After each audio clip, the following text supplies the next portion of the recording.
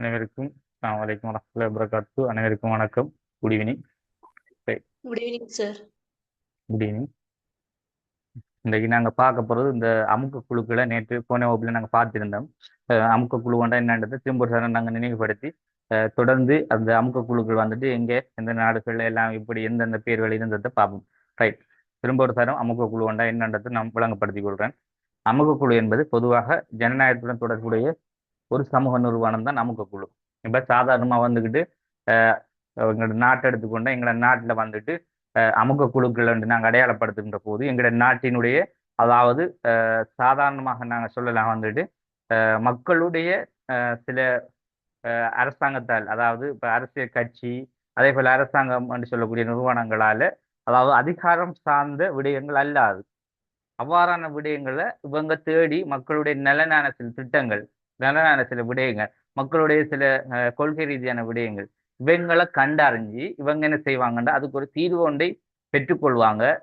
அதே போல் இவங்களுடைய தீர்வை அரசாங்கத்தில் இருக்கின்ற சில அதிகாரிகளையும் தொடர்படுத்தி சில தீர்வுகளை பெற்றுக்கொள்ளக்கூடியவர்கள் இருப்பார். இப்போ இவங்களுக்கு என்று ஒரு அதிகாரம் என்ற ரீதியில் நாங்கள் அரசியல் கட்சி மாதிரி அதிகாரத்தை கொண்டு பிரயோகிச்சு அப்படியான மாதிரி இல்லை. இப்போ இவங்க ஒரு குழுக்களாக செயற்படுவார்கள். சமூகத்தில் நடக்கின்ற பிரச்சனைகள் தேவைகளை அறிஞ்சு அவங்களுக்குரிய உதவிகளை நலன் திட்டங்களை செய்யக்கூடிய ஒரு குழுக்களாக செயற்பட்டார்கள். எங்களோட நாட்டில் வந்துக்கிட்டு நாங்கள் விவசாயத்தை அடிப்படையாக கொண்ட விவசாய குழுக்கள் அதாவது தொழில் அடிப்படையாக கொண்ட சில குழுக்கள் சில நாங்கள் சொல்லும் அதுக்கு என்ன பேர் சொல்றோம்னா சங்கம்னு நாங்கள் சொல்றோம். அதே போல தொழிலை மையப்படுத்த நாங்கள் கூடுதலாக சொல்லலாம் பெருந்தோட்ட தொழில்கள் அதில் தனியார் பேருந்து உரிமையாளர் சங்கம் என்று சொல்றது இப்படியான தொழிலை அடிப்படையாக கொண்டு சில சங்கங்களை நாங்கள் சொல்லலாம். இப்போ இதுகள் தான் நாங்கள் பார்க்குறோம். இப்போ எங்களை நாட்டில் நிறைய வந்துக்கிட்டு முக்கியமாக நாங்கள் பார்க்கலாம் வந்து திணைக்களங்கள்னு சொல்லுவாங்க. கவர்மெண்டால கொடுக்கப்படுகிற பதவிகள் பதவிகள் என்றால் அமைச்சுக்கு வந்துட்டு கொடுக்கப்படுற பதவியில் கல்வி அமைச்சிருக்கும் புகையிரத அமைச்சிருக்கும். இதை நாங்கள் சில நேரங்களில் திணைக்களங்கள் என்று சொல்லுவோம். இப்போ இதெல்லாம் என்னென்னா தொழில் ரீதியாக உருவாக்கப்படுகின்ற எங்களோட நாட்டில் உள்ள பதவிகள் என்று சொல்லுவோம். இப்ப இதுகளுக்கு தான் இந்த அமைச்சுக்கள் அதாவது பொறுப்பு வாய்ந்த அமைச்சர்களை கொடுத்து அதனூடாக ஒவ்வொன்றுக்குமான ஆட்சேபனைகள் உறுப்பினர்கள் அதே போல அதுக்குரிய அரச ஊழியர்கள் அரச வேலை செய்யக்கூடிய ஒவ்வொரு இதுக்கும் ஒவ்வொரு திணைக்களத்துக்கும் ஒவ்வொரு பகுதிகளுக்கு அவங்கள போடுவாங்க. அப்ப அதுக்கு ஒரு தலைவரை அமைச்சர் என்ற ஒரு தலைமைத்துவத்தை பாராளுமன்றம் ஊடாக வழங்குவாங்க. இது ஒரு முறை. இப்ப இதனூடான ஒரு வழிமுறையைத்தான் எங்க பார்க்க போறோம்னா நாங்க இந்த திணைக்களங்கள்னு சொல்லக்கூடிய அதுல ஒரு சிறு பகுதி. இப்ப அதே மாதிரி தான் இப்ப உதாரணமாக பேருந்து என்று சொன்னா பேருந்துக்கு ஒரு அமைச்சே இருக்கு போக்குவரத்து அமைச்சர்னு சொல்லலாம். அப்ப அதே மாதிரியான செயற்பாடை செய்யறதுக்கு அப்ப அதை வந்துட்டு நேரடி அவங்க என்ன செய்யல அந்த அமைச்சோட தொடர்பு இல்லாதால அந்த பேருந்து ஓட்டுநர்கள் இருக்காங்கன்னு வாகனங்கள் ஓட்டுநர் அவங்க சேர்ந்து ஒரு சங்கமா உருவாகிற தொழிற்சேராக ஒரு சங்கமா உருவாகு. அதே மாதிரி ஒரு விவசாயம் செஞ்ச விவசாயம் செய்யறாங்க சேர்ந்து ஒரு சங்கமா உருவாங்க. இப்ப இவங்க எல்லாருமா சேர்ந்து சமூகத்தில் நடக்கிற ஏதாவது குறைநிறைகள் பிரச்சனைகளை கொண்டு ஒரு தீர்வை வழங்குறதுக்காக முன் வருவார்கள். அப்படியான ஒரு அமைப்பா தான் சங்கமாக அமைப்பில சங்கம் நாங்கள் சொல்லணும். அமைப்புன்னு சொல்லக்குள்ள அது வந்துட்டு சிவில் சமூகத்தில் வாரதான் அமைப்பாக பார்ப்போம். அது வந்துக்கிட்டு நாங்கள் இதுல இருந்து தொடர்படுகின்ற ஒரு விதம் தான் அது. சரியா? அதை நாங்கள் பார்ப்போம். ரைட். அந்த அடிப்படையில அமுக குழுக்கள் வந்துட்டு சமூக ஜனநாயகம் நாங்கள் பார்த்தோம். சமூக ஜனநாயகத்துடன் தொடர்புடைய நிறுவனங்கள். அப்ப சமூக ஜனநாயகம் மக்களுடைய தேவைகள். இப்ப ஜனநாயகம் என்ன மக்களுடைய ஆட்சி முறையை வந்துட்டு எந்த மாதிரி மக்கள் விரும்புற மாதிரி இருக்குதான்ற மாதிரி அது மாதிரி மக்களுடைய தேவைகளை என்னென்ற அறிஞ்சு இவங்க தானாகவே முன் வந்து செய்யக்கூடியவர்கள் அமுக குழுக்கள். சரியா? அதை நீங்க எவ்வளவு இணைஞ்சு இப்ப தொடர்ந்து நாங்க பார்த்த இந்த பிரித்தானியாவில் எப்படி அமுக குழு இருக்குமென்றதெல்லாம் நாங்க தொடர்ந்து பார்க்க வேண்டியிருக்கு. இப்ப அந்த அடிப்படையில பிரித்தானியா போன்ற நாடுகள் எடுத்துக்கிட்டீங்கன்னா அமுக குழுக்கள் வந்துக்கிட்டு அதுக்கு பிரித்தானியாவில அமுக குழுக்கள் அல்லது அழுத்த குழுக்கள் என்ற பெயர் சொல்லப்படுது. அப்ப அமுக்க குழு அழுத்த குழுக்கள் என்பது தொடர்ந்து நாங்க பார்க்கிறோம் வந்துக்கிட்டு அதை வந்துட்டு சில பேர்கள் வந்துட்டு நலன் பேணும் குழுக்கள் ஆதரவு திரட்டும் குழுக்கள்னு சொல்லப்படுது. அப்ப இந்த அடிப்படையில தான் நாங்க அமுக்க குழுக்கள் என்ன அதே போல ஆதரவு திரட்டு குழுக்கள் என்னன்றதை பார்க்குவோம். இப்ப பிரித்தானியாவில இருக்கின்ற அமுக்க குழுக்கள் அழுத்த குழுக்கள் என்றா அது எப்படி இருக்கும். அதே போல அமெரிக்காவில் இருக்கின்ற நலன் பேணும் குழு ஆதரவு குழு. அமெரிக்காவில வந்துட்டு இந்த அமுக்க குழு இரண்டு வகையா இருக்கு. நல்ல வளையம் போகணும். பிரித்தானியாவில ஒரு வகையாத்தான் சொல்லப்படுது. ஒன்று என்ன சொல்லப்படும்டா பிரித்தானியாவில் இருக்கிறது வந்து அமுக்க குழுன்னு சொல்லுவாங்க அல்லது அழுத்த குழுன்னு சொல்லுவாங்க.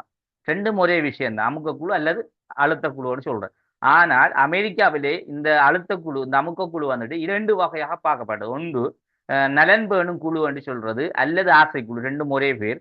அதே போல இன்னும் ஒரு பேராக இருந்தது ஆதரவை திரட்டும் குழு. ஆதரவை திரட்டும் குழு, யாருடைய ஆதரவை திரட்டுகின்றதை நாங்க தொடர்ந்து பார்ப்போம். அல்லது நியாய பிரச்சார குழு. சரியா, இந்த அடிப்படையில இருந்தது. இப்ப நாங்க பிரித்தானியால சொல்லக்கூடிய இந்த அமுக்க குழுக்கள், அழுத்த குழு என்ற பெயர் அழைக்கப்பட்டது அமெரிக்கா என்று சொல்றாங்க. இதுல பிரித்தானி சொல்லக்கூடிய இந்த அமுக்க குழுவை பொறுத்த அளவில அதிகாரம் இல்லை. பொதுவாக நாங்க அமுக்க குழுவை பொறுத்த அளவில அதிகாரம் என்ற விஷயம் இருக்காது. ஏன், அவங்க வந்துட்டு ஒரு சமூகத்துல உள்ள ஒரு விடயத்தை மட்டும் பார்க்குவாங்க. அதால அரசாங்கத்தோட அவங்களுக்கு எந்த தொடர்பும் இருக்காது. இப்ப அதிகாரம்ன்றது அரசாங்கம் கொடுக்குறதான அதிகாரம். இப்ப அரசியல் கட்சி இருக்கு, அரசியல் கட்சி அது அதாவது ஒரு அதிகாரத்தை கொடுத்திருப்பாங்க ஒவ்வொரு கட்சிகளுக்கும். இப்ப நீங்க ஒரு ஆட்சியை செய்யணும்னா இந்த அதிகாரம் இந்த சட்ட ரீதியா தான் நீங்க என்ன செய்யலாம், ஆட்சியை பிடிக்கணும். அப்ப நீங்க என்ன செய்யணும், தேர்தல் நடாத்தப்படும் போது அதுல இன்ன வாக்கெடுத்து இன்ன வாக்கில வெற்றி அடைஞ்சா நீங்க வரலாம் ஒரு அதிகாரம் கொடுப்பாங்க. அப்ப இதுக்கு வந்துட்டு அதிகாரம் என்ற விஷயம் இருக்காது. ஏன், இது வந்துட்டு அவங்களாக உருவாக்கி கொள்றது. அப்ப அரசாங்கத்துக்கும் இவங்களுக்கும் தொடர்பு இருக்கும். அது வந்துகிட்டு இவ்வாறு அதிகார தொடர்பு என்ற விஷயம் இருக்காது. சரியா, அதிகாரம் பண்ணக்குள்ள ஒரு உதாரணமா ரெக்டா அரசாங்கம் வந்துட்டு அவங்க கொடுத்து அதிகாரத்தை கொடுத்து நீங்க உங்களோட வேலை செய்யுங்கன்னெல்லாம் சொல்ல மாட்டாங்க. அப்படி அதிகாரம் இல்லை. அப்ப அவங்களாக அவங்களே என்ன செய்வாங்க, முன் வந்து சில வேலைகளை செய்வாங்க என்றது அது. அப்ப அந்த அடிப்படையில் நாங்க பார்க்கணும். இதுல ஒரு குழுவாக ஒழுங்கமைந்த அரசாங்கத்தின் சட்டங்கள், கொள்கைகள், தீர்மானங்கள் பற்றி மீது அழுத்தங்களை ஏற்படுத்தும் ஒழுங்கமைந்த மக்கள் குழு. இப்ப ஒரு குழுவாக என்ன செய்வாங்கன்னா அரசாங்கத்தினுடைய சில விடயங்கள் சொல்லப்படும் சட்டங்கள், கொள்கைகள், தீர்மானங்கள் என்பவற்றின் மீது அழுத்தங்களை ஏற்படுத்துகின்ற ஒழுங்கமைந்த குழு. ஏன் அது அழுத்தங்களை ஏற்படுத்துகின்ற ஒழுங்கமைந்த குழு? அதாவது சமூகத்தில் நாங்க யோசிக்கின்ற போது சமூக மட்டத்துல அதிகமான பிரச்சனைகள் வந்துகிட்டு நாங்க அரசாங்கத்து ரீதியாக சரியான தீர்மானங்கள் மக்களுக்கு கிடைக்கிறதில்லை. இப்ப ஒரு ஒரு நிவாரண திட்டமோ இல்ல மக்களுக்கு தேவையான ஒரு பொருளாதார ரீதியான நிதி விஷயங்களோ என்னத்தை கொண்டு வந்தாலும் அது சரியாக மக்களிடம் சென்றடையுமெண்டா இல்லை. இப்ப காரணம் என்னண்டா அங்க அரசாங்க ரீதியாக எல்லாம் அறிவித்தல் கொடுப்பாங்க. ஆனா இது நேரடியாக அங்க இருக்கின்ற அடுத்தடுத்த திணைக்களங்களோடாக எந்த தீர்மானம் எந்த முடிவும் சரியா மக்கள்கிட்ட போய் தெரியல. இப்ப இவ்வாறான பிரச்சனைகள் யாருடையது? அரசாங்கம் தான் அதை என்னென்னு பார்க்கணுமே. இவ்வாறான அழுத்தங்கள், ஏதாவது பிரச்சனைகள், சட்ட ரீதியான மக்களுக்கு கிடைக்காத ஏதாவது பிரச்சனைகள் இருந்தா இதுக்கு ஒரு என்ன செய்வாங்க, ஒரு அழுத்தத்தை கொடுப்பாங்க. அரசாங்கம் எங்களுக்கு இந்த விடயத்தை செஞ்சல்ல, இது பிள்ளையான விஷயம் என்று என்ன செய்யும்டா சமூகத்தில மக்களுக்கிட்ட இந்த பிரச்சனைகளை கேட்டறிஞ்சு அதை என்ன செய்வாங்கண்டா ஒரு வெளிச்சத்துக்கு நாங்கள் கொண்டு வருவோமே. வெளிச்சம்ண்டா அதாவது சில மீடியாக்கள் என்ன செய்ய விஷயத்த எல்லாருக்கும் முன்னில கொண்டு வர. அது மாதிரி இவங்களும் என்ன செய்வாங்க, இந்த விடயத்தை அரசாங்கத்துக்கு இந்த அழுத்தத்தை கொடுக்கும்.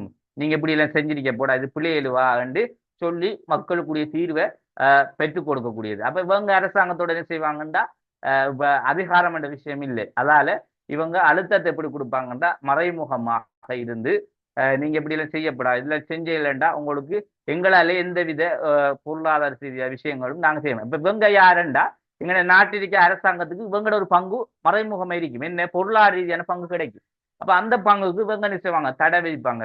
இப்ப போக்குவரத்து சங்கம் என்ன செய்வாங்க, அவங்களுக்கு எதிராக நாங்க பஸ் எல்லாம் ஓட்ட மாட்டோம், நாங்க அரசாங்கத்துக்கு வேலை செய்ய மாட்டோம், நீங்க எப்படி எல்லாம் செய்யப்படாது மக்களுக்கு இப்படி என்ன செய்யறாங்க, ஒரு ஆர்ப்பாட்டத்தை ஒரு இதை செய்யக்குள்ள அரசாங்கம் என்ன செய்யும், ரைட் நாங்க பயரோட்டம் வேணும். அரசாங்கம் இப்படி மக்கள் எதிர்ப்பு நின்றா பயரத்தான் வேணும். பயந்து என்ன செய்வாங்க, ரைட் உங்களுக்கு என்ன தேவை அதை நாங்க உங்களோட மக்களுக்கு செஞ்சு கொடுக்கோம்.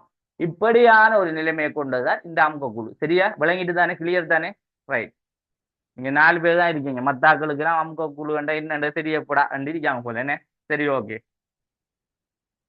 கொஞ்சம் குரூப்பில் போய் மெசேஜ் போடுங்க, கிளாஸ் ஸ்டார்ட் ஆகிட்டு மற்றவங்களும் ஜாயின் பண்ணுங்கன்னு ஒரு 7 மணி நேரம் மெசேஜ் ஒன்று போடுங்க, வாரவங்க வரட்டும். சரியா, ரைட், ஓகே. அடுத்து பார்க்கலாம். நாங்கள் அமெரிக்காவை பொறுத்த அளவில் இப்போ நாங்கள் சொல்ற அந்த பிரித்தானியாவில் இருக்க அமுக குழு எங்களோட நாட்டை சாதாரணமாக எல்லா நாட்டிலையும் நிற்கக்கூடிய குழு தான் அந்த நாங்கள் என்ன சொல்ற குழு. சரியா, அது வந்துக்கிட்டு இப்போ நாங்கள் இலகுவா நாங்கள் அமுக குழு அழுத்த குழுன்னு சொல்றது பொதுவாக வழங்குற விஷயம் தான். அது வந்துட்டு எங்களோட நாட்டையும் அப்படிதான் இருக்கு, வேற நாடுகளையும் அப்படிதான் இருக்கு. சில நாடுகளை கொஞ்சம் குழுக்கள் வித்தியாசப்படும். இப்போ அமெரிக்கா பொறுத்த அளவில் 2 வகையா நாங்க பார்க்கிறோம். நலன் பேணும் குழு, ஆசை குழுன்னு சொல்லுவோம். நலன் பேணும் குழு சாதாரணமான குழு தான், என்ன சொல்ற மாதிரி தான் கொஞ்சம் டிஃப்ரெண்டா இருக்கும். ஆனா ஆதரவு திரட்டும் குழு என்பது கொஞ்சம் வித்தியாசமா இருக்கும். அதுல செயற்பாடுகள் மிகவும் முற்றிலும் வேறுபட்ட ஒரு குழுவாக இருக்கும். அப்ப ரெண்டும் அமுக குழு தான், ஆனா கொஞ்சம் வேறு வேற பேர்கள் இருக்கு.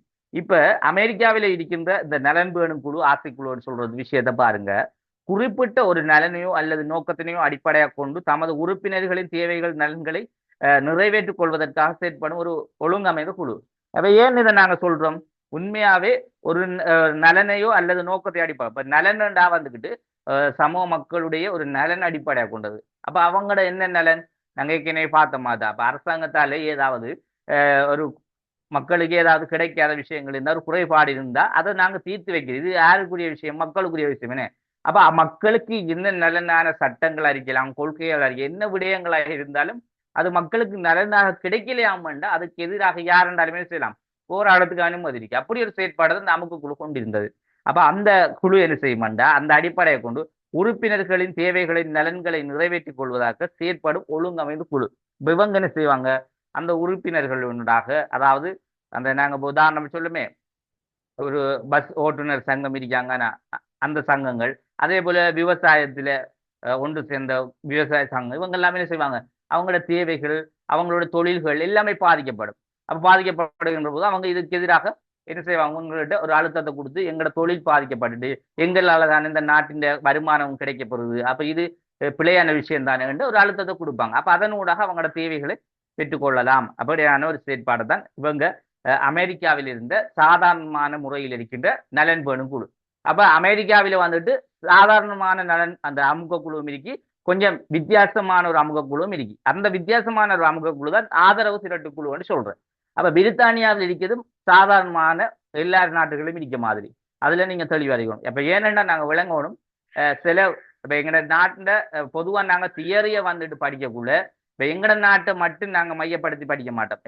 ஏனைய நாடுகளையும் சில உதாரணங்களுக்கு நாங்க கொண்டு வரத்தான் வேணும். அதுல மிக முக்கியமாக நாங்க எப்போ உதாரணத்துக்கு கொடுக்கின்ற நாடுன்னு சொல்லக்குள்ள ஐரோப்பிய வலையமைப்பில் உள்ள நாடாக பிரித்தானியாவையும், அதே போல அமெரிக்கா பகுதி, அந்த பகுதிகளில் உள்ளது அமெரிக்காவை நாங்கள் கொடுப்போம். இப்போ அமெரிக்கா வந்து ஐரோப்பிய வலயத்துக்கு வாரது இல்லை தானே, அது தனிப்பட ஒரு கண்டத்துல வருது. அப்ப அமெரிக்கா வந்துட்டு மிக முக்கியம். இப்போ வந்துட்டு எங்களோட நாட்டிலேயே ஒரு பெரிய ஒரு நாங்க ராஜ்யமான நாடான்னு சொல்லக்குள்ள அமெரிக்கா தான் சொல்லுவோம். அப்ப அமெரிக்காவை நாங்க அதுல கொண்டு வரத்தான் வேணும். அதே போல பிரிட்டிஷ் வந்துட்டு எங்களோட ஆரம்ப காலத்துல இருந்து ஒரு காலத்து அரசை கொண்டிருந்த நாடு. அப்ப அதால அதுல உதாரணத்தை நாங்க கட்டாயம் கொடுப்போம். இப்ப இது ரெண்டும் தான் ஒரு ஒட்டுமொத்த நாங்க இப்ப பொதுவா நாங்க சொல்ல போனா ஒட்டுமொத்த உலகத்திலே உள்ள அரசியல் வரலாறுகளை நாங்க சில உதாரணங்கள் காட்டி பார்க்கும்போது இந்த ரெண்டு நாடுகளும் தான் எல்லா விஷயத்துக்கே நாங்க முக்கியத்துவப்படுத்துவோம். அப்ப அந்த அடிப்படையில் தான் அதை போட்டிக்கும். சரியா? ரைட். அதே போல இந்த ஆதரவு திரட்டும் குழு என்று சொல்ற விஷயத்த கொஞ்சம் பாருங்க. ஆதரவு திரட்டும் குழுக்கள் அல்லது நியாய பிரச்சார குழுக்கள். இப்ப ஆதரவு திரட்டும் குழு, நியாய பிரச்சார குழு என்று சொல்லக்குள்ள இது வந்துட்டு நாங்க சாதாரணமா சொல்லலாம், அரசாங்கத்தின் சட்டங்கள் மற்றும் கொள்கைகள் மற்றும் தீர்மானங்கள் என்பவற்றின் மீது அழுத்தங்கள் கொடுப்பதற்கு மக்கள் பிரதிநிதிகள், அரசியல்வாதிகள் மற்றும் அரசாங்க அதிகாரிகளை சந்தித்து அவர்களின் தீர்மானங்களில் தமக்கு தேவையான அழுத்தங்களை கொடுக்கும் வேறு சமூக குழு அரசாங்கத்திற்கான பணத்திற்காக காரியத்தை செய்யும் ஒழுங்கமைந்த குழு. ஏன் இந்த விஷயத்தை சொல்றாங்கன்னா இவங்க கொஞ்சம் வித்தியாசமானவங்க. இவங்களும் அமுக்க குழு தான், ஆனா இவங்க காசை கொடுத்து அவங்கள தேவையை செய்வாங்க, நிறைவேற்றி கொள்வாங்க.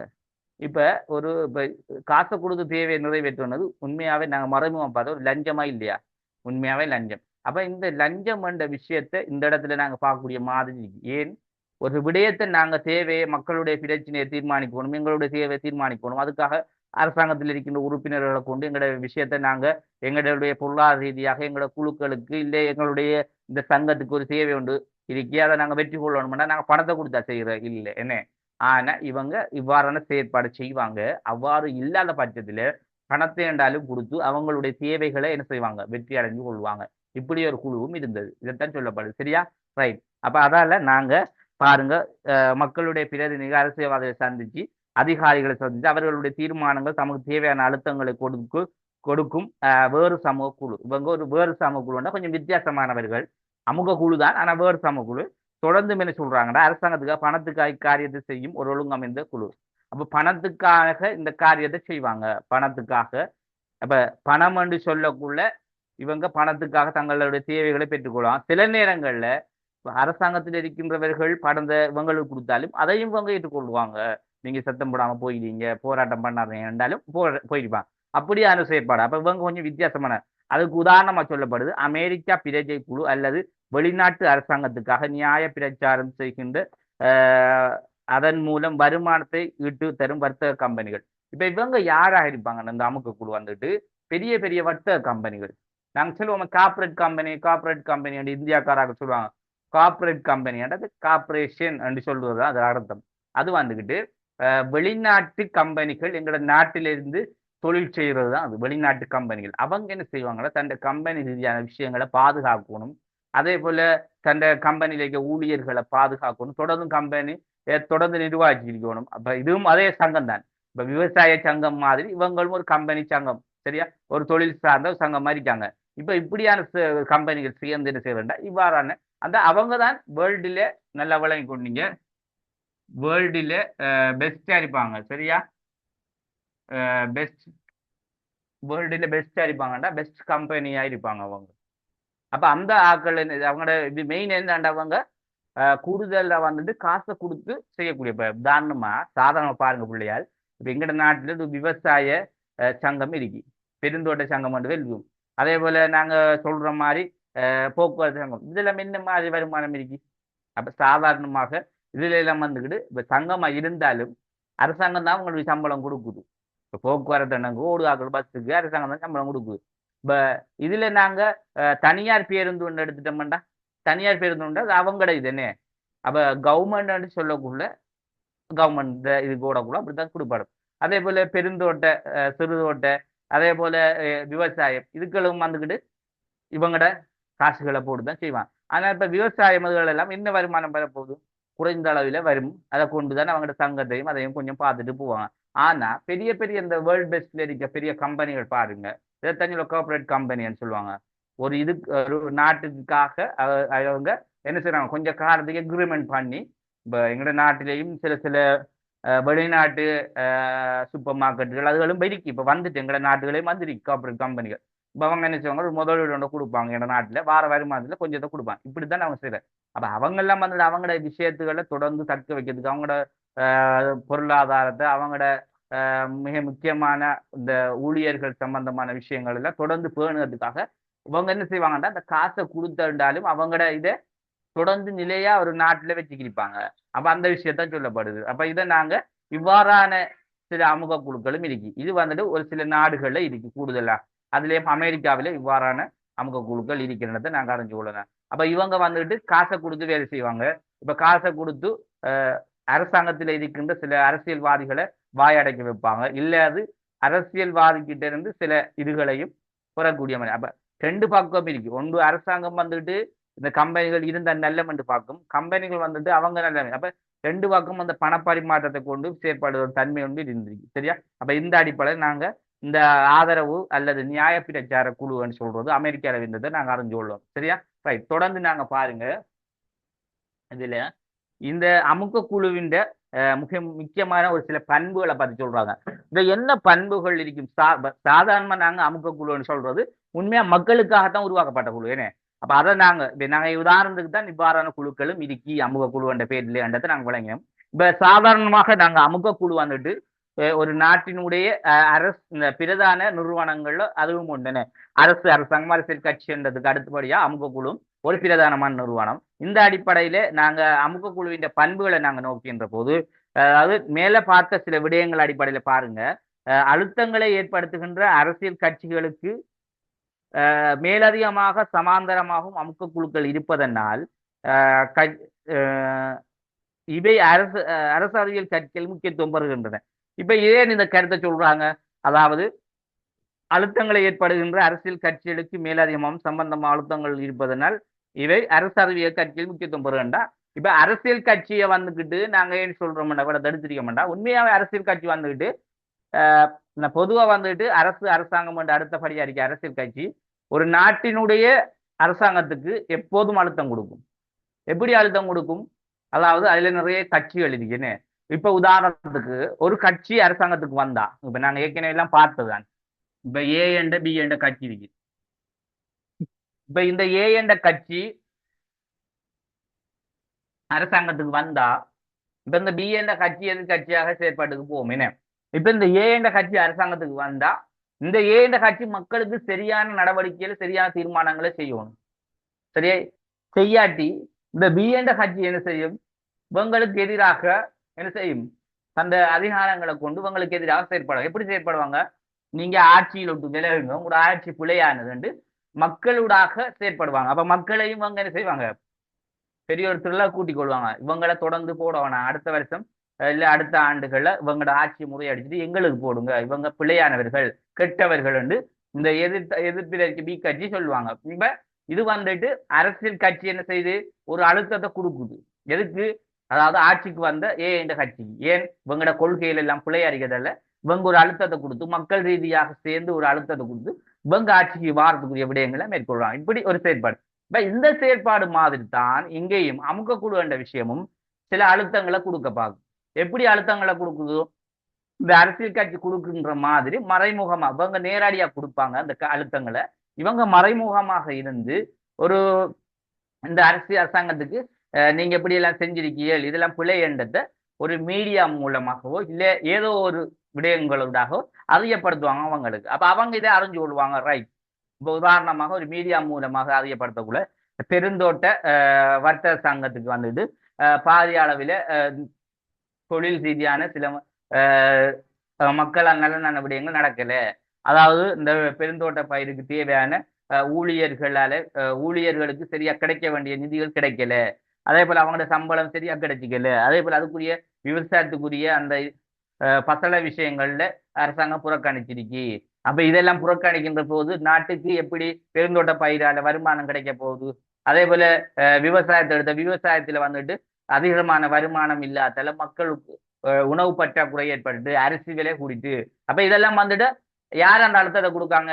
இந்த அமுக்கக்குழு தான் கொடுக்காங்க. அப்ப அமுக்கக்குழு இந்த அழுத்தத்தை கொடுத்தோன்னா அரசாங்கம் உடனே என்ன செய்யும்? ஓடி பொருளாதாரத்துல அவங்க டவுன் ஆயிடுவாங்க. எப்படி டவுன் ஆகுற? இப்ப அண்மை காலமா நடந்த பொருளாதார புரட்சி ஒன்று கோட்டாபய ராஜபக்சரிக்கு காலத்துல எப்படி நடந்தது?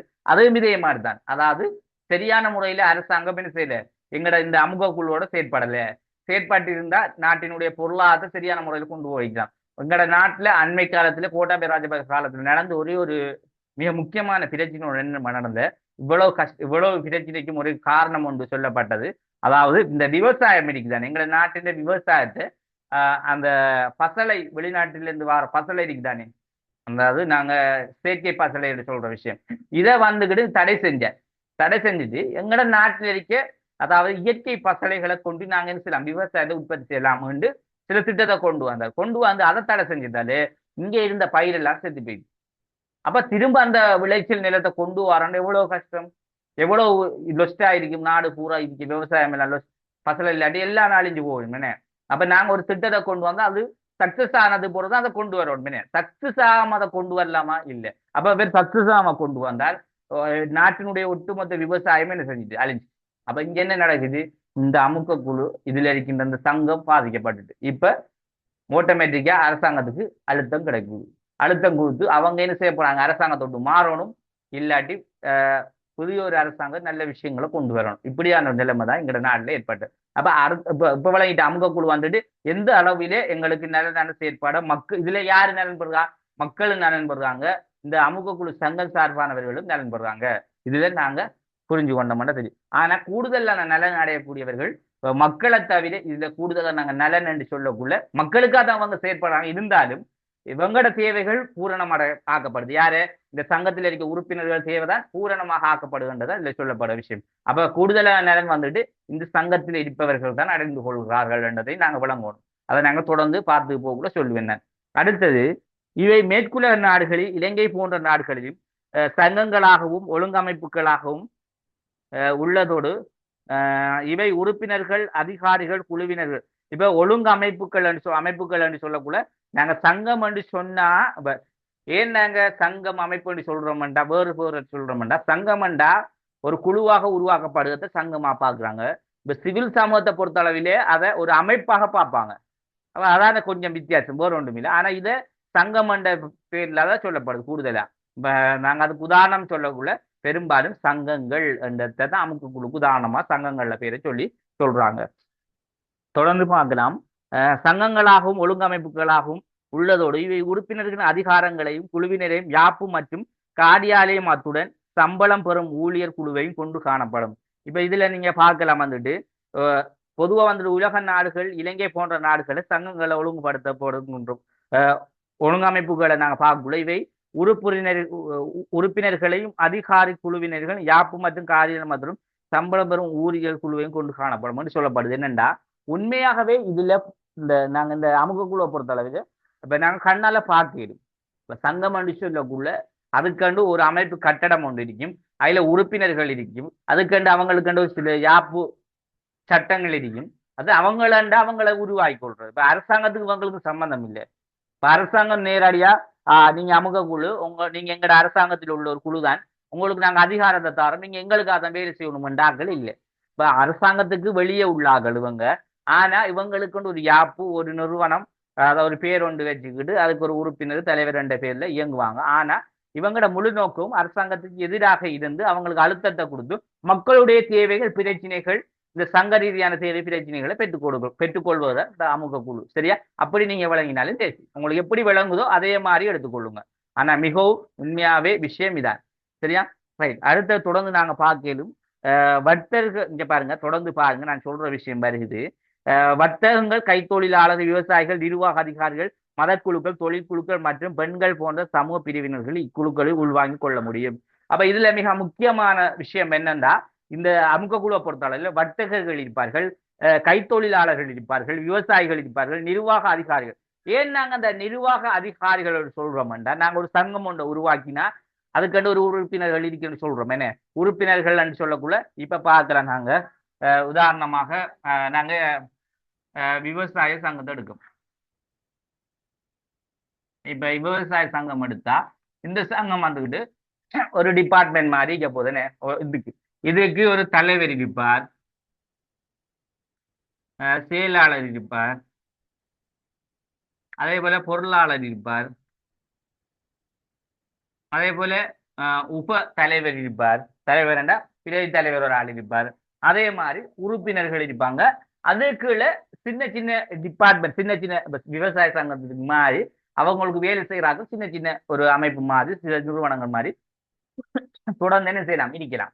அப்ப இவங்க எல்லாருமா சேர்ந்து ஒரு பேர் வச்சிருக்காங்க, கமிட்டி வந்துட்டு இவங்களோட கமிட்டியோட பேர் விவசாய சங்கம். இப்ப இந்த கமிட்டியில ஹெட் வந்துகிட்டு தலைவர், செயலாளர், பொருளாளர் வச்சா அதே மாதிரி சின்ன சின்ன பகுதிகளாகவும் பிரிச்சு அதுக்கேற்ற மாதிரி கொடுப்பாங்க. ஆனா மெயின் வந்து ஒரு இடத்த இருக்கும். சரியா? இந்த மாதிரி தான் இவங்களோட தொழிற்பாடு செயற்பாடுகள் எல்லாம் இருக்கும். அதுல நாங்க பார்க்கலாம் வந்துட்டு இலங்கை தொடர்பான சில உதாரணங்கள், அதாவது இலங்கை தொடர்பாக இருக்கின்ற சில சங்கங்கள்.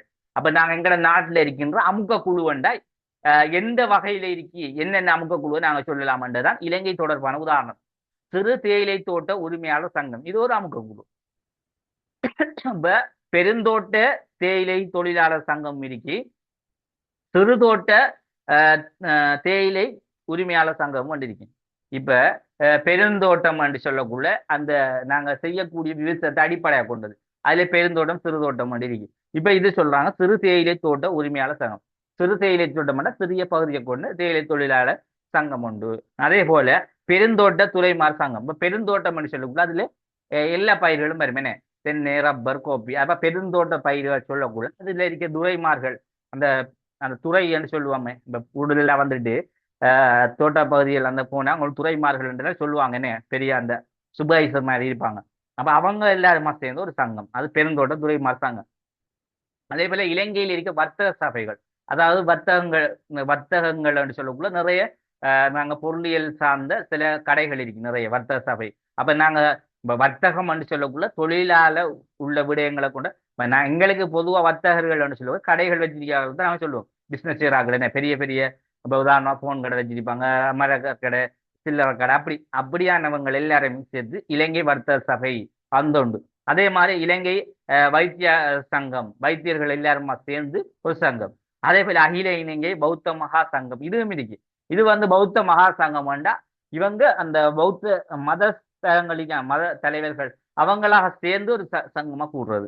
அப்ப மத ரீதியான பிரச்சனைகள் மக்களுக்கு இருக்கின்ற போது அப்ப நாங்க யோசிக்கப்பட அரசியல மதத்துக்கு கொண்டு அப்ப அரசியல் அவங்க மதத்துக்கு கொண்டு வரல, மக்களுக்கான மத ரீதியான பிரச்சனைகள், அதாவது மக்களுக்கு ஒரு சமூகத்தில் ஏற்படக்கூடிய சில விளிமியங்கள் சார்ந்த ஒழுக்க ரீதியான முரண்பாடுகள் எல்லாம் இந்த சங்கத்தூடாக தீர்மானிக்கலாம். அப்ப அதை கட்டாயம் எல்லா இடத்துலயும் இருக்கணும். அது என்ன, ஒவ்வொரு நாங்க மதத்தையும் பார்க்கக்குள்ள கட்டாயம் மொத்த சங்கம் இருக்கும், மத சங்கங்கள் இருக்கணும் கட்டாயம். அப்ப அப்படியானது. அதே போல தனியார் பேருந்து உரிமையாளர் சங்கம். அப்ப பேருந்து உரிமையாளர் சங்கமும் இப்படி இவ்வாறான சங்கங்களை நாங்க என்ன செய்யலாம், அந்த அமுக்க குழுக்கு உதாரணப்படுத்தலாம். இப்ப இந்த அமுக்க குழு என்பது இவ்வாறு சங்கங்களின் ஊடாக இப்படியான ஒரு பேரை கொண்டுதான் என்ன செய்ய போகுது, தொழிற்பட போகுது.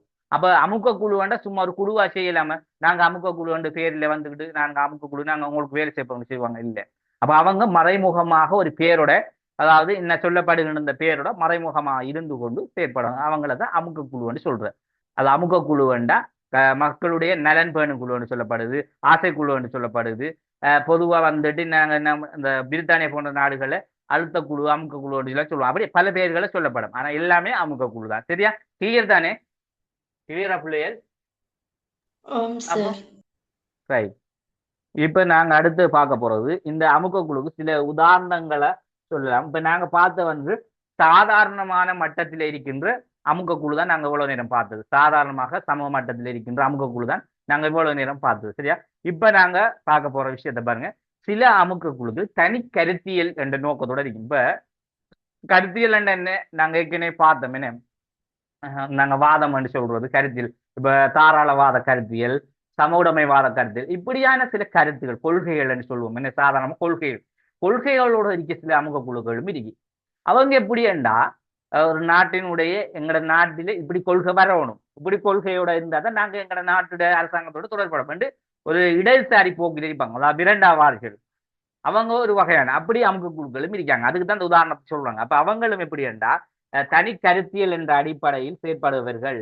அப்படியான கோட்பாடு ரீதியானவர்களும் இருக்கிறார்கள், கருத்தியல் ரீதியானவர்களும் இருக்கிறார்கள். இப்ப இதுல வந்துட்டு முதலாவது தனி கருத்தியல் என்ற அடிப்படையில சூழல் பாதுகாப்பு, ஓய்வூதியக்காரன் உரிமைகளை பாதுகாத்தல் என்று பாதுகாத்தல், மரண தண்டனைக்கு எதிர்த்தல். அப்ப இவங்க எப்படி என்றா சூழல் பாதுகாப்பு, ஓய்வூதியக்காரர்களின் உரிமைகளை பாதுகாத்தல். அப்ப சூழல் பாதுகாப்பு, சரியா? முதலாவது விஷயம் சூழல் பாதுகாப்பு. அதே போல முதல் விஷயம் சூழல் பாதுகாப்பு. அந்த அடிப்படையில ஓய்வூதியக்காரர்கள உரிமைகளை பாதுகாப்பு. இப்ப அந்த ஓய்வூதியம் பெறுறாங்களே அவங்களுக்கு என்னென்ன தேவை, என்னென்ன கொடுக்கணுமோ அந்த உரிமைக்காக அவங்களோட கருத்தை தான் எங்கட மக்களுடைய ஓய்வூதிய உரிமைக்காக போராடுக, அதை பாதுகாக்க அப்படியான கொஞ்சம் பேர் சேர்ந்து செயற்படுவாங்க. அதே போல மரண தண்டனையை எதிர்த்து, மரண தண்டனை விதிக்கப்படா, சமூகத்துல கொடுக்கப்படா என்றது. இதெல்லாம் எதிர்ப்புல வருகின்ற சூழல் ரீதியான பாதுகாப்பு.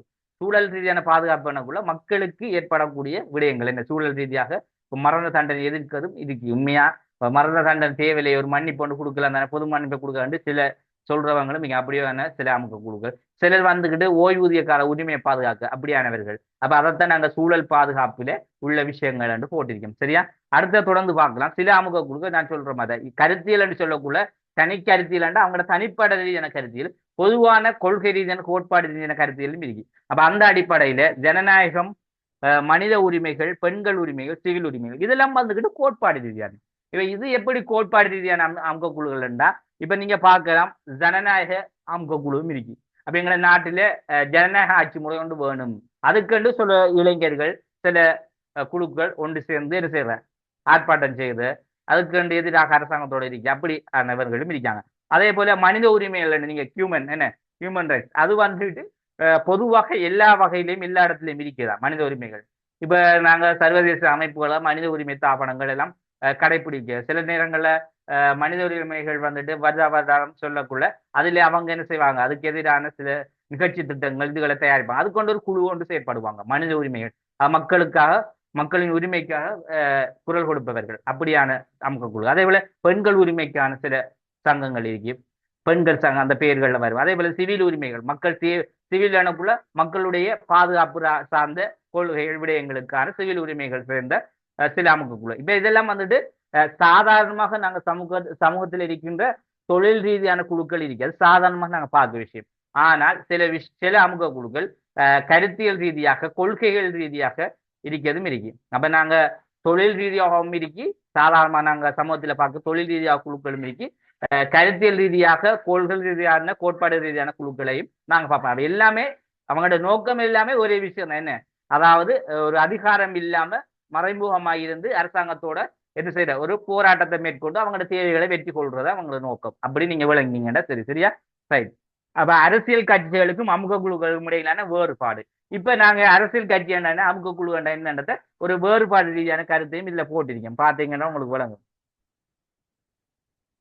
சரியா? அதுல தொடர்ந்து பார்க்கலாம். நாங்க அரசியல் கட்சியை பாருங்க, அமுக குழுவை பாருங்க. அரசியல் கட்சி அதிகாரத்தை கைப்பற்றும், அமுக குழு வந்துட்டு அதிகாரத்தை கைப்பற்ற. நாங்க இவ்வளவு நேரம் பார்த்தது தானே. அதிகாரத்தை இவங்க கைப்பற்றினா அவங்க அதிகாரத்தை கைப்பற்ற மாட்டாங்க. ஏன் அவங்க அதிகாரம் தேவையில்லையே. ஏன் அரசியல் கட்சி என்னதுக்கு? அவங்க அதிகாரம் தேவை. ஒரு நாட்டினுடைய அரசாங்கத்தை என்ன செய்யணும்? கட்டி எழுப்புறதுக்கு அரசியல் கட்சி முக்கியத்துவம். அப்ப அரசியல் கட்சி முக்கியத்துவப்படுத்தி என்ன செய்யுது? அதுல ஒரு உறுப்பினரை போட்டு அதிகாரத்தை கைப்பற்றிக் கொள்ளலாம். அமுக குழுக்கு அந்த விஷயம் தேவையா? இல்லை. அதே போல கட்சி முறை காணப்படும். இப்ப அரசியல் கட்சியை பொறுத்த கட்சி முறை என்றது இருக்கும். இங்க கட்சி முறை என்ற விஷயம் இருக்காது. அது சாதாரணமா நாங்க பார்க்கறதுதான்.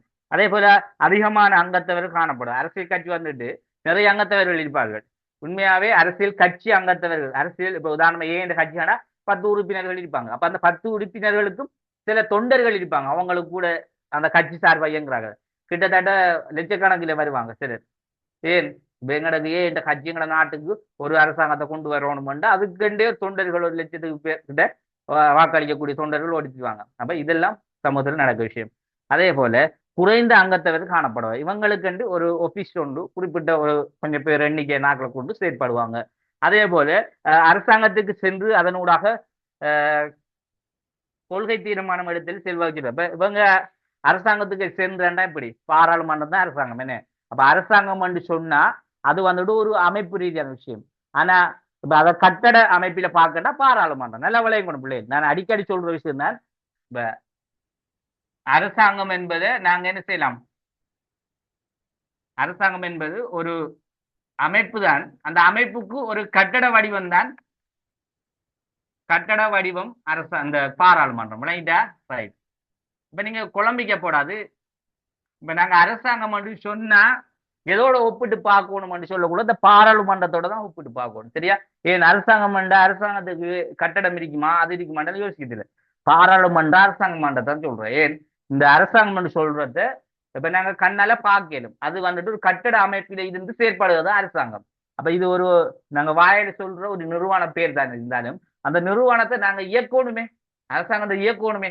அதுக்குத்தான் இந்த பாராளுமன்ற கட்டிடம் மூலமா நாங்க இயக்கணும். அப்ப அதனால இது ரெண்டையும் நாங்க அரசாங்கம் பண்ணாலும் பாராளுமன்றம் ரெண்டும் ஒரே மாதிரியாத்தான் நாங்க பார்க்கணும். சரியா? வேறு வர யோசிக்கப்படா. என்னடா பாராளுமன்றம் வேறு அரசாங்கம் வேறுண்டெல்லாம் திங்க் பண்ணப்படா. அரசாங்கம் வேண்டா பாராளுமன்றம் தான். சரியா? அந்த இதுல நீங்க யோசிச்சாதான் உங்களுக்கு சில நோட்ஸ்கள் சில பாயிண்ட்ஸ்கள் வரக்குள்ள உங்களுக்கு பிராக்டிக்கலா சிந்திக்கணும். இப்ப உதாரணமாக இப்ப என்ன சொல்ல படிங்க பாருங்க. இதை சொல்ல படிக்க அரசாங்கத்துக்கு சென்று அதனூடாக என்ன செய்யற தந்த தீர்மானங்களை எடுத்து தீர்மானங்களை எடுத்தது செல்வாக்கு செலுத்தலன்னு. அப்ப இங்க சொல்ற விஷயத்த நீங்க பார்க்கக்குள்ளே வேணும். பிராக்டிக்கலா நாங்க எங்க போகணும்? பாராளுமன்றத்துக்கு போகணும். அப்ப அரசாங்கம் சொன்னா அடுத்த கட்டம் பாராளுமன்றம். பாராளுமன்றத்துக்குள்ள பிராக்டிக்கலா போனீங்கன்னா இப்ப நீங்க லைவா போகணும். போனாத்தான் என்ன செய்யுமாங்க? அரசாங்கத்தில் எத்தனை உறுப்பினர் இருக்காங்க, இந்த அரசியல் கட்சியில இருந்து எத்தனை பேர் வந்திருக்காங்க, அரசாங்க பாராளுமன்றத்துக்கு வந்திருக்காங்க, இவங்க என்ன செய்ய போறாங்க மக்களுக்குன்றத நாங்க நேரடியா பார்க்கண்டா நாங்க லைவா என்ன செய்யணும்? பாராளுமன்றம் என்னன்றதை மைண்டுக்கு கொண்டு வரோம். அப்ப பாராளுமன்றம் அதுல எத்தனை உறுப்பினர் இருப்பாங்கன்னு இப்ப உங்களுக்கு தெரியாது.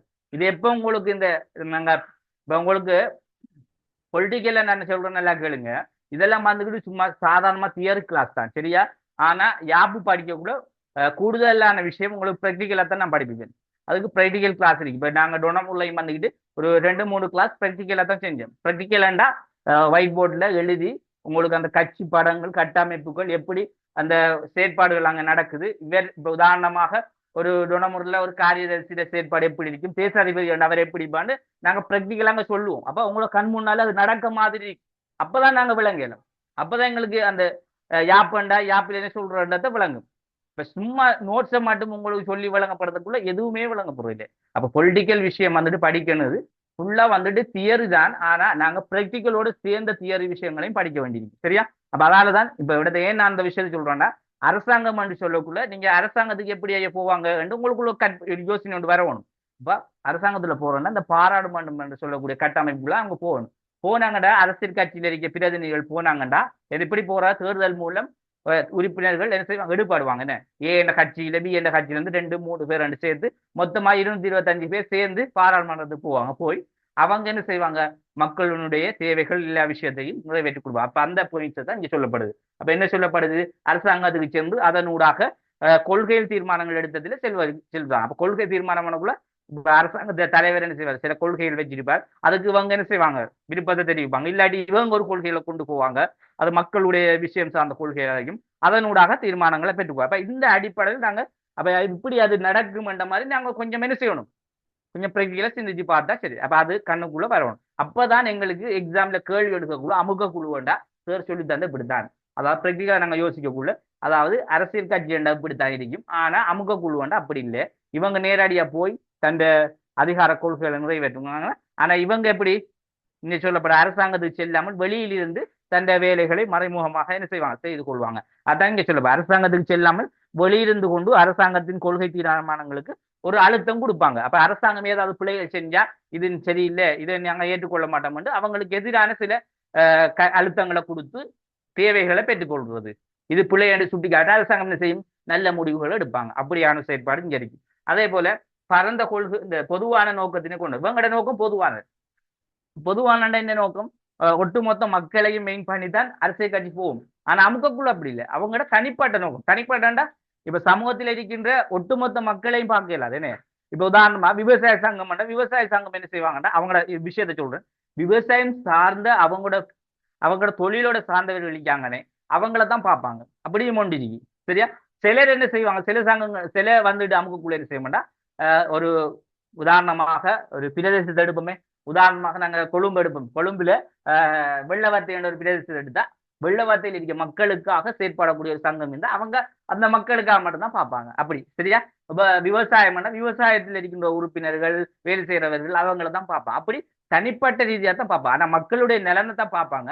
ஆனா அதுலேயும் அவங்க தனிப்பட்ட ரீதியானதான் பார்ப்பாங்க. அப்ப ஒட்டுமொத்த இலங்கையில இருக்க மக்களையும் பார்க்க கஷ்டம். ஏன் அதுக்கு கிட்டத்தட்ட எத்தனையோ சங்கங்கள் அமுக குழுக்களை உருவாக்கணும். என்ன அப்ப அதுக்காக என்ன செய்யறாங்கன்னா, இவங்க அமுக குழுக்கள் சின்ன சின்ன சங்கங்கள் ஆட்சி வந்து ஒவ்வொரு பகுதிகளையும் போய் குறிப்பிட்ட தனிப்பட்ட ஆட்களை பிரச்சனைகளை பார்த்து தான் செய்யக்கூடிய மாதிரி இருக்கும். அப்ப இப்ப அரசியல் கட்சி மாதிரி எல்லாரையும் ஒட்டுமொத்தமா செய்ய இயலாது, கஷ்டம். அப்ப அதால இவங்க தனிப்பட்ட நோக்கத்துக்காகத்தான் செயற்படக்கூடியவர்கள் என்றதை நாங்கள் வழங்கியுள்ளோம். பரந்த கொள்கைகளின் அடிப்படையை கொண்டு தமது திட்டங்களை மேற்கொள்ள. அப்ப பரந்த கொள்கைன்னா இவங்களோட கொள்கை வந்துட்டு இந்தியா பரந்தபடே ஒட்டுமொத்த நாட்டில் இருக்க 2.5 கோடி மக்கள் எனக்குள்ள அவங்களுக்கு ஏற்ற மாதிரி அவங்களோட ஜனநாயகம் அரசியல் விஷயத்தை கொள்கைகளை என்ன செய்யணும், ஒரு ஏ என்ற கட்சியோ பி என்ற கட்சியோ என்ன செய்யணும், செயற்படுத்தணும். ஆனா இவங்க அப்படி இல்லை, தம்முடன் தொடர்பான ஒரு சில பிரச்சனையை மாத்திரம் இலக்காக கொண்டு. அப்ப தம்மிடம் தொடர்புடைய ஒரு சில பிரச்சனையானக்குள்ள இப்ப விவசாயம் விவசாய பிரச்சனை, பேருந்து சங்கம் பேருந்து சார்ந்த ஓட்டுநர்களுக்கு ஏற்படக்கூடிய அசௌகரிய பிரச்சனைகள், அப்படி தனிப்பட்ட செய்தியான விஷயங்களை மட்டும் கொண்டு போவாங்க. அதே போல தேர்தல் மக்கள் தீர்ப்புகள் செயற்பாடுகள் ஆகிய ஜனநாயக முறைகள் மாத்திரம் காணப்படும். உண்மையாவே இங்கே தேர்தல் இருக்கும், மக்கள் தீர்ப்பு இருக்கும்.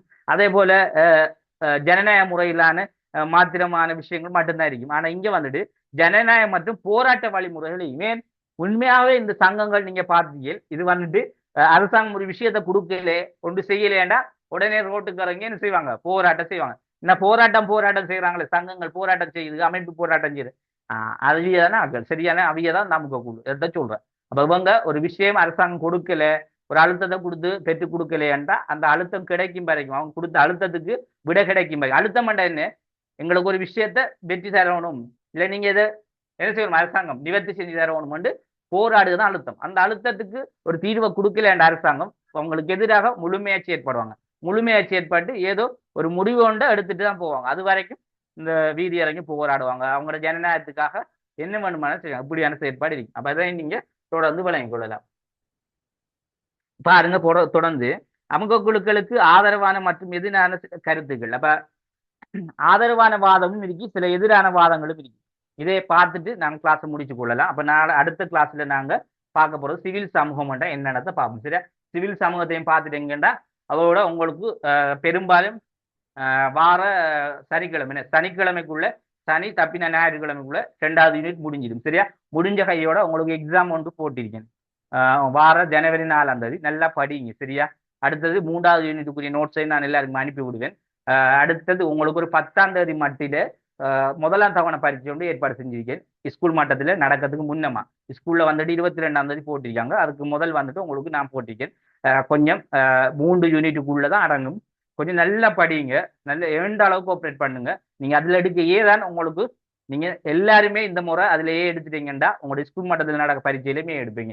எந்தவித மாற்றமும் இல்லை. அதுக்கு ஒரு மெயின் பவரான ஒரு எக்ஸாம் தான் நான் செய்ய போறோம். சரியா. அதுக்குரிய மாடல் எல்லாம் நான் ஏற்கனவே அனுப்பியிருந்தேன்.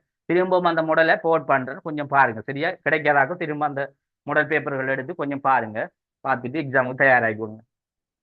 இதுல ஆதரவான மற்றும் எதிரான கருத்துக்கள் நான் சும்மா பாயிண்ட்ஸா சொல்லிட்டு போறேன், டைம் போதாது தானே, பார்த்துக்கொள்ளுங்க. இதுல ஜனநாயகத்தின் வெற்றிகரமான செயற்பாட்டுக்கு அதான் ஆதரவுன்னா நன்மை சரியா, எதிரண்டா தீமை, அதான் ஆதரவான எதிரான கருத்து போட்டிருக்கு சரியா. இதுல ஜனநாயகத்தின் வெற்றிகரமான செயற்பாட்டுக்கு அத்தியாவசியமான ஒரு அங்கமாக அழுத்த குழு காணப்படும். தனிப்பட்ட மேம்பாட்டுக்காக ஒழுங்கமைக்கப்பட்டுள்ள மக்கள் சங்கம் தான் அமுக குழு. அப்ப இது வந்துட்டு உண்மையாவே ஜனநாயகத்தின் வெற்றிக்காக செயற்படக்கூடியது. அதே போல தொடர்ந்து பார்க்கலாம், அத்தியாவசியமான ஒரு அங்கமாக அமுக குழு கருதப்படுவது தனிப்பட்ட மேம்பாட்டுக்காக. அப்ப தனிப்பட்ட சில விடயங்களுக்கு மட்டும் ஒழுங்கமைக்கப்பட்ட, நாங்கள் ஏற்கனவே பார்த்துட்டோம்னே, அந்த விஷயத்துக்காக ஒழுங்கமைக்கப்பட்ட ஒரு குழு என்றது ஒரு நன்மை. அதே போல அரசியல் கட்சியின் குறை நிரப்பிய செயற்பாடு பிரச்சனைகளின் அரசியல் பங்கேற்றில் அதற்கான வாய்ப்புகளை விரிவுபடுத்தும். அப்ப அரசியல் கட்சிகளையும் சில குறை நிரப்பு, இப்ப அரசியல் கட்சிகள்ல சில குறைகள் இருக்கும். இப்ப குறைகள் அரசியல் கட்சிகளுக்குள்ள தொண்டர்கள் உறுப்பினர்கள் வந்துட்டு ஏதாவது பிள்ளைகள் ஏதாவது மக்களுக்கு அசௌகரியமான விஷயங்கள் செய்தாலும் அது எதிர்க்கக்கூடிய வாய்ப்பு அமுக குழுக்கு இருக்கு. சில நேரங்களில் அமுக குழுவில் இருக்க உறுப்பினர்கள் எல்லாம் அரசியல் கட்சி போய் ஆட்சி செய்யக்கூடியவர்களாக மாறுவாங்க. இதெல்லாம் இருக்கு சமூகம். அப்ப என்னண்டா சில அரசியல் கட்சி விடுகின்ற பிள்ளைகளை சுட்டி காட்டக்கூடியவர்கள், இப்ப அரசாங்கம் விடுக பிள்ளைகள் வந்துட்டு சுட்டி காட்டுற மாதிரி அரசியல் கட்சியில விடலாம் தானே. ஏன் அரசாங்கம் வந்து ஒரு நிறுவனம் தானே, அதே மாதிரி அரசியல் கட்சி ஒரு நிறுவனம் தானே. அப்ப அதனால இவங்களுக்குள்ள தொடர்பு கொண்டு இருக்கும், நெருக்கமான தொடர். அதாவது நாங்க பிரதான நிறுவனங்கள்ல இதுக்கு புறவார சிவில் சமூகம் அமுக குழு அரசியல் கட்சி அதே போல அரசாங்கம் சொல்றத நாங்க தொடர்ந்து பார்க்கலாம். அப்ப எல்லாமே ஒரு நெருக்க தொடர்பு கொண்டு இருக்கு.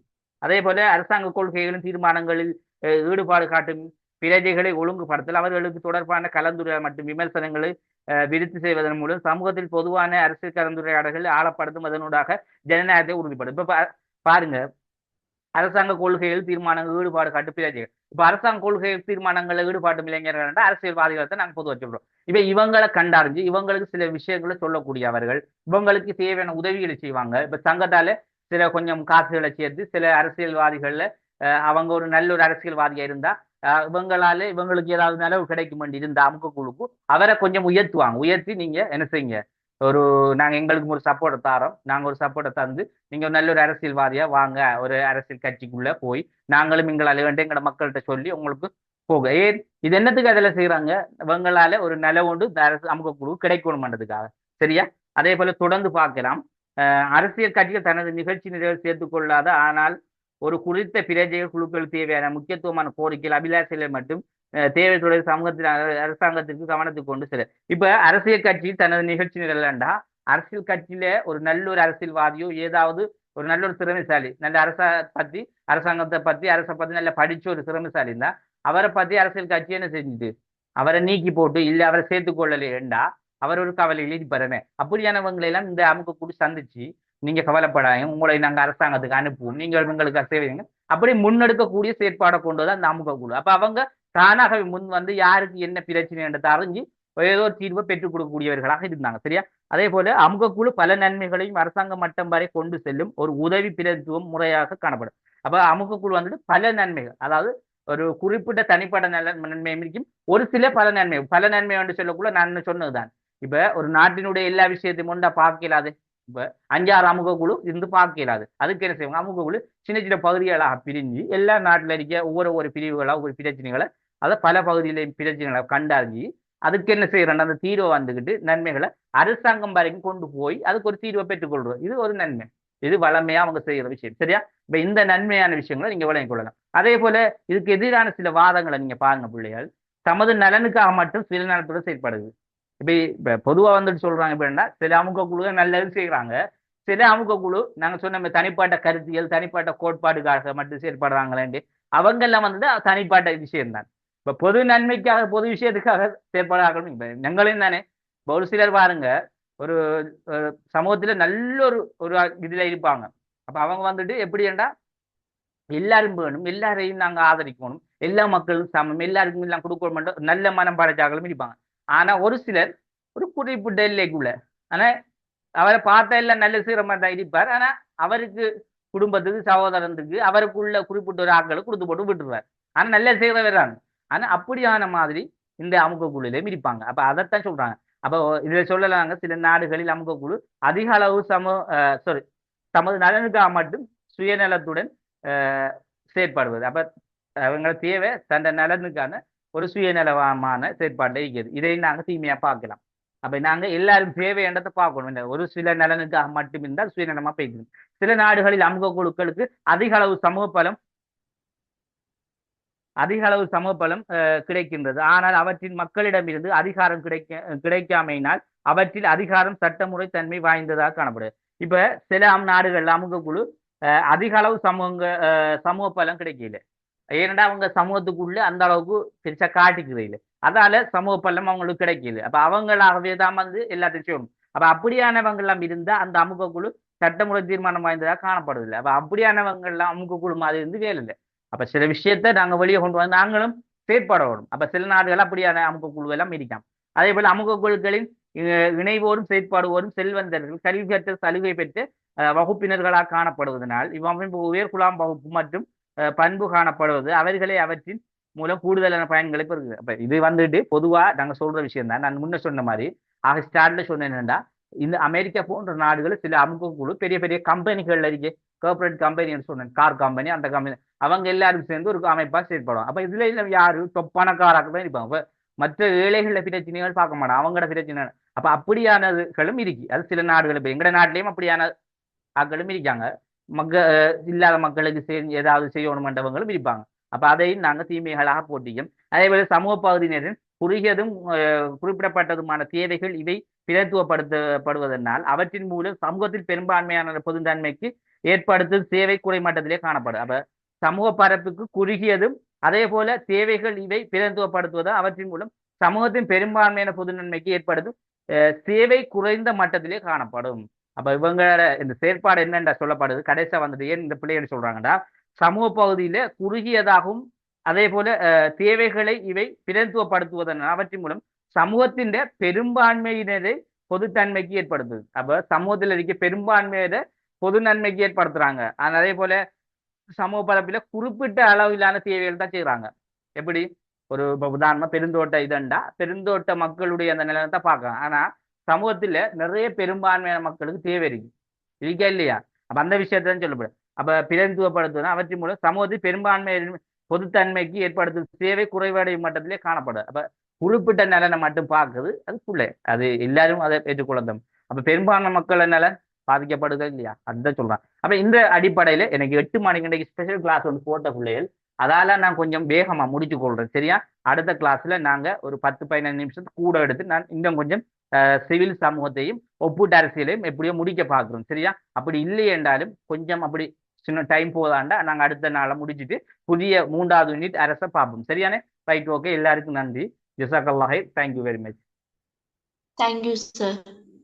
Thank you very much.